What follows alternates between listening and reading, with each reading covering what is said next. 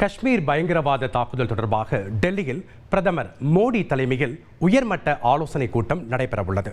இது குறித்த கூடுதல் விவரங்களை செய்தியாளர் ரமேஷ்குமார் வழங்க நாம் கேட்கலாம். வணக்கம் ரமேஷ்குமார். இந்த ஆலோசனை கூட்டத்தில் யார் யார் கலந்துக்கிறாங்க? இந்த ஆலோசனை கூட்டத்தினுடைய அடுத்த கட்ட நடவடிக்கை என்னவா இருக்கும்? சம்பவம் நடந்த இடத்துக்கு பிரதமர் மோடி செல்ல இருக்க வாய்ப்பு இருக்கிறதா? அதே நேரம் காயமடைந்தவர்களை சந்திக்கும் வாய்ப்பு இருக்கிறதா? வணக்கம். ஜம்மு காஷ்மீரின் பஹல்காம் மாவட்டத்தில் பைசரன் பள்ளத்தாக்கில் நேற்று சுற்றுலா பயணிகளின் மீது பயங்கரவாதிகள் நடத்திய தாக்குதல் இந்தியா மட்டுமின்றி உலகம் முழுவதும் இருக்கக்கூடிய இந்தியர்களிடம் ரௌத்ரத்தை ஏற்படுத்தி இருக்கிறது. இந்த பைசரன் பள்ளத்தாக்கு என்பது பஹல்காமிலிருந்து சுமார் 5 கிலோமீட்டர் தொலைவில் அமைந்திருக்கக்கூடிய ஒரு புல்வெளி சுற்றுலா தலமாகும். இதனை அந்த பகுதி மக்கள் மினி சுவிட்சர்லாந்து என்று அழைக்கின்றனர். இந்த பஹல்காமிலிருந்து பைசரன் பகுதிக்கு நடந்தோ அல்லது குதிரை சவாரி மூலமாகத்தான் செல்ல முடியும் என்பது குறிப்பிடத்தக்கது. முழுக்க மிகவும் அழகான புல்வெளிகளும் மரங்கள் நிறைந்த இந்த சுற்றுலா தலத்திற்கு ஏராளமான சுற்றுலா பயணிகள் வருகை தருவதை வாடிக்கையாக வைத்திருக்கின்றனர். அப்போதுதான் ஏராளமான சுற்றுலா பயணிகள் குதிரை சவாரி, ஃபோட்டோ எடுப்பது போன்ற நடவடிக்கையில் ஈடுபட்டிருந்த போது அங்கு வந்த பயங்கரவாதிகள் 2 என்றும் கூறப்படுகிறது, 2க்கும் மேற்பட்ட, அதாவது 5 பயங்கரவாதிகள் என்றும் கூறப்படுகிறது. அவர்கள் சரமாரியாக கண்மூடித்தனமாக அங்கு இருக்கக்கூடிய சுற்றுலா பயணிகளின் மீது துப்பாக்கிச் சூடு நடத்தியிருக்கிறார்கள். குறிப்பாக குதிரை சவாரி செய்தவர்கள், ஃபோட்டோ எடுத்து கொண்டிருந்தவர்கள், உணவகத்தில் அமர்ந்து உணவு அருந்தி கொண்டிருந்தவர்கள் என்று அனைவர் மீதும் கண்மூடித்தனமாக அவர்கள் துப்பாக்கிச் சூடு நடத்தியிருக்கிறார்கள். உடனடியாக அங்கிருந்த மக்கள் துப்பாக்கிச் சத்தத்தை கேட்டதும் தங்களை பாதுகாத்துக் கொள்ள சிதறி ஓடி இருக்கிறார்கள். அங்கிருந்த கடைகளில் எல்லாம் கூட ஒளிந்து கொள்ள முயற்சி செய்திருக்கிறார்கள். ஆனால் அந்த இடம் ஒரு பரந்த வெளி தளமாக இருந்ததால் ஒளிந்து கொள்வதற்கு போதிய அளவில் பொதுமக்களுக்கு இடங்கள் கிடைக்கவில்லை. எனவே இதை பயன்படுத்தி கொண்டு பயங்கரவாதிகள் துப்பாக்கிச் சூடு நடத்தியதில் அதில் ஏராளமான சுற்றுலா பயணிகள், உள்ளூர் பகுதி மக்கள் ஆகியோர் உயிரிழந்திருக்கிறார்கள். அரசினுடைய அதிகாரப்பூர்வ தரவுகளின்படி தற்போது வரை 15 பேர் உயிரிழந்திருப்பதாகவும் 10 பேர் காயமடைந்திருப்பதாகவும் அதிகாரப்பூர்வமாக தெரிவிக்கப்பட்டிருக்கிறது. இருப்பினும் உயிரிழப்புகள் அதிகமாகவே இருக்கும் என்று அங்கிருந்து வரக்கூடிய தகவல்கள் தெரிவிக்கின்றன. மொத்தம் 26 அல்லது 28 பேர் வரை உயிரிழந்திருக்கக்கூடும் என்கிற தகவலும் கூட வெளியாக இருக்கின்றது. குறிப்பாக இந்த பயங்கரவாத தாக்குதலை நடத்திய தீவிரவாதிகள் பெண்களை விட்டுவிட்டு ஆண்களை மட்டும் குறிவைத்து துப்பாக்கிச்சூடு நடத்தியிருப்பது தெரிய வந்திருக்கிறது. அதுவும் அவர்களுடைய பெயரை கேட்டு அவர்கள் இந்துக்கள் தானா என்பதை உறுதி செய்து கொண்டு இந்துக்களின் மீது மட்டும் இந்த துப்பாக்கிச்சூடு நடத்தியிருப்பதாகவும் சம்பவத்தை நேரில் பார்த்தவர்கள், பாதிக்கப்பட்டவர்களின் உறவினர்கள் ஆகியோர் சொல்லக்கூடிய வாக்குமூலத்திலிருந்து தெரிந்து கொள்ள முடிகின்றது. அதில் கர்நாடகாவை சேர்ந்த ஒரு தொழிலதிபர் மஞ்சுநாத் என்பவரை சுட்ட பிறகு அவருடைய மனைவியும் மகனும், நீங்கள் என் கணவரை சுட்டுவிட்டீர்கள், எங்களையும் சுட்டுவிடுங்கள் என்று கூறிய போது, நாங்கள் அதனை செய்ய மாட்டோம், உன் மோதியிடம் போய் சொல் என்று அவர்கள் சொல்லிவிட்டு சென்றிருக்கிறார்கள். எனவே இது ஒரு பயங்கரவாத தாக்குதல் என்பதையும் தாண்டி இந்திய அரசுக்கும் இராணுவத்திற்கும் பயங்கரவாதிகள் விடுத்த ஒரு சவாலாகவே, சேலஞ்சாகவே பார்க்கப்படுகின்றது. இது மட்டுமின்றி பயங்கரவாதிகள் இந்த துப்பாக்கிச்சூடு நடத்திய போது ஹெல்மெட் பவுண்ட் கேமராஸ், அதாவது நம்ம இருசக்கர வாகனங்களில் ரைடு போகும்போது ஹெல்மெட்டில் ஒரு கேமரா பதிப்பாங்க. அந்த ஹெல்மெட்டில் கேமரா அணிந்து துப்பாக்கிச்சூடு நடத்தியிருப்பதும் ஒட்டுமொத்த அந்த சினாரியோ முழுவதையும் அவர்கள் வீடியோ பதிவு செய்திருப்பதாக முதற்கட்ட விசாரணையில் தெரிய வந்திருக்கிறது. இந்த சம்பவம் நாடு முழுக்க ஒரு பெரிய அதிர்வலைகளை ஏற்படுத்தியிருக்கிறது. இன்னைக்கு பிரதமர் மோடி தலைமையில் பேக் டு பேக் பல்வேறு விதமான கூட்டங்கள் நடைபெற இருக்கு. உயர்மட்ட ஆலோசனை கூட்டம், குறிப்பாக இன்று மதியத்திற்கு பிறகு பிரதமர் மோடி தலைமையில் பாதுகாப்பு விவகாரங்களுக்கான மத்திய அமைச்சரவை கூட்டம் நடைபெற இருப்பதாக தகவல் வெளியாகி இருக்கிறது. இந்த பாதுகாப்பு விவகாரங்களுக்கான மத்திய அமைச்சரவை கூட்டங்களில் மூத்த சீனியர் அமைச்சர்கள் மட்டுமே பங்கு பெறுவது வழக்கம். குறிப்பாக பாதுகாப்புத்துறை அமைச்சர், உள்துறை அமைச்சர், நிதி அமைச்சர், பிரதமர் உள்ளிட்ட வெகு சில அமைச்சர்கள் மட்டுமே பங்கு கொள்வார்கள்.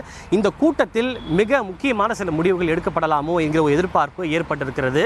குறிப்பாக பயங்கரவாதிகளை ஒடுக்கவும் அழித்து ஒழிக்கவும் பாதுகாப்பு படையினருக்கும் இராணுவத்திற்கும் முழு சுதந்திரம் அளித்து ஒரு முடிவு எடுக்கப்படும் என்று தெரிகிறது. இவை தவிர பாகிஸ்தான் மீதும் பாகிஸ்தானில் உள்ள பயங்கரவாத நிலைகளின் மீதும் ஏர் ஸ்ட்ரைக், அதே போல் சர்ஜிக்கல் ஸ்ட்ரைக் போன்ற மிக கடுமையான ஒரு முடிவுகள் எடுக்கப்படுவதற்கான வாய்ப்புகள் கூட இருப்பதாக பார்க்கப்படுகின்றது. ஏனென்றால் இந்த பயங்கரவாத தாக்குதலுக்கு லஷ்கர்-இ-டைபா இயக்கத்தினுடைய கிளை அமைப்பான தி ரெசிஸ்டன்ஸ் ஃப்ரண்ட் என்கிற அமைப்பு பொறுப்பேற்றிருக்கிறது.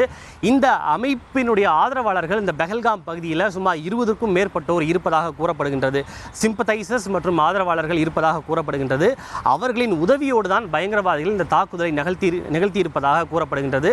தாக்குதலை நிகழ்த்திய பிறகு அவர்கள் ஒளிந்து கொள்ளவும் தப்பி செல்வதற்கும் அங்கு இருக்கக்கூடிய அந்த அமைப்பை சேர்ந்த உள்ளூர் ஆதரவாளர்கள் தான் துணையாக இருந்திருக்கிறார்கள் என்கிற தகவலும் கூட கிடைக்கப்படுகின்றது. அவர்களின் மீதும் கூட வேட்டையாடி கடும் நடவடிக்கை எடுக்கப்படுவதற்கான வாய்ப்புகள் இருப்பதாக எதிர்பார்க்கப்படுகின்றது. குறிப்பாக பாகிஸ்தானுடையான உறவை இந்தியா மேலும் கடுமையான நடவடிக்கைகளை எடுக்கும் என்று கூட எதிர்பார்க்கப்படுகின்றது. பாகிஸ்தானின் மீது பொருளாதார தடை விதிக்க உலக நாடுகளை வலியுறுத்துவது, ஐநா சபையில் கோரிக்கை விடுப்பது, பாகிஸ்தானுடனான சில போக்குவரத்துகளை முறித்துக் கொள்வது உள்ளிட்ட சில முக்கிய முடிவுகள் கூட எடுக்கப்படுமா என்கிற ஒரு கேள்வி எழுந்திருக்கிறது. 2016 இதே மாதிரி தான் ஜம்மு காஷ்மீரில் உரி பகுதியில் இந்திய இராணுவ நிலைகளின் மீது பாகிஸ்தான் இராணுவம் தாக்குதல் நடத்தியது. இதில் சுமார் 20க்கும் மேற்பட்ட இராணுவ வீரர்கள் உயிரிழந்தனர். அதனைத் தொடர்ந்து இந்தியா பாகிஸ்தானுடைய எல்லை பகுதிக்கே சென்று அங்கு சர்ஜிக்கல் ஸ்ட்ரைக் நடத்தி அங்கு இருக்கக்கூடிய முக்கியமான இராணுவ நிலைகளை அழித்து ஒழித்தது. அதன் தொடர்ச்சியாக 2019ஆம் ஆண்டு புல்வாமா பகுதியில் லஷ்கர் இ தைபா தீவிரவாதிகள் நடத்திய தாக்குதலில் 40க்கும் மேற்பட்ட சிஆர்பிஎஃப் வீரர்கள் உயிரிழந்தனர். அதனைத் தொடர்ந்து அடுத்த 2வது நாளே பாகிஸ்தானில் பாலகோட் பகுதியில் இந்தியா ஏர் ஸ்ட்ரைக்கை நிகழ்த்தியது. பாகிஸ்தான் மண்ணிலிருந்து செயல்படக்கூடிய லஷ்கர் இ தைபா தீவிரவாத இயக்கத்துக்கு சேர்ந்த பல்வேறு தீவிரவாத நிலைகளையும் முகாம்களையும் இந்தியா குண்டு போட்டு போர் விமானங்கள் மூலியமாக குண்டு போட்டு அழித்து ஒழித்தது. எனவே தற்போது இந்த ஒரு சம்பவம் நாடு முழுக்க பெரும் கொந்தளிப்பை ஏற்படுத்தியிருக்கக்கூடிய நிலையில் கடும் நடவடிக்கை எடுக்கப்படுவதற்கான சில முக்கியமான முடிவுகள் எடுக்கப்படலாமோ என்கிற ஒரு கேள்வியும் எதிர்பார்ப்பும் எழுந்திருக்கிறது. எது எப்படி இருந்தாலும் இந்தியாவினுடைய பதில் நடவடிக்கை ரிட்டாலியேஷன் மிக கடுமையாக இருக்கும் என்று மத்திய அரசு வட்டாரங்கள் தெரிவிக்கின்றன. குறிப்பாக இந்த தாக்குதலுக்கான காரணம் என்று பார்க்கின்ற போது அண்மையில் பாகிஸ்தான் நாட்டை சேர்ந்த ஒரு பயணிகள் ரயிலை பலூச் லிபரல் ஆர்மியை சார்ந்தவர்கள் கடத்தி அதில் பல பேரை கொன்றனர். இதற்கு பின்னால் இந்தியா தான் இருக்கிறது. அவர்களுக்கு ஆதரவளித்தது, அதாவது பிஎல்ஏ அமைப்பிற்கு ஆதரவளித்தது இந்தியா தான். எனவே ஒரு பிஎல்ஏ அமைப்பை ஒரு பப்பட்டாக கைப்பாவையாக வைத்து கொண்டு தான் இந்தியா இந்த தாக்குதலை நிகழ்த்தியிருக்கிறது.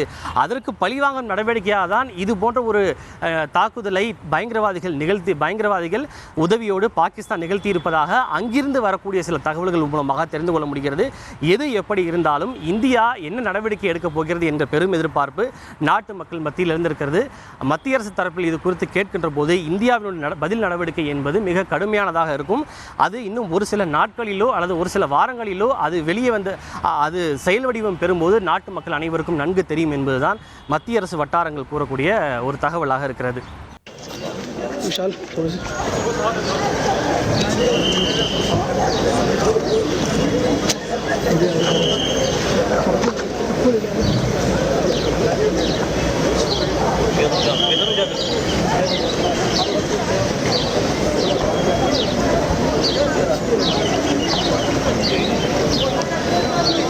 थोड़ा पीछे ना सर का पीछे वो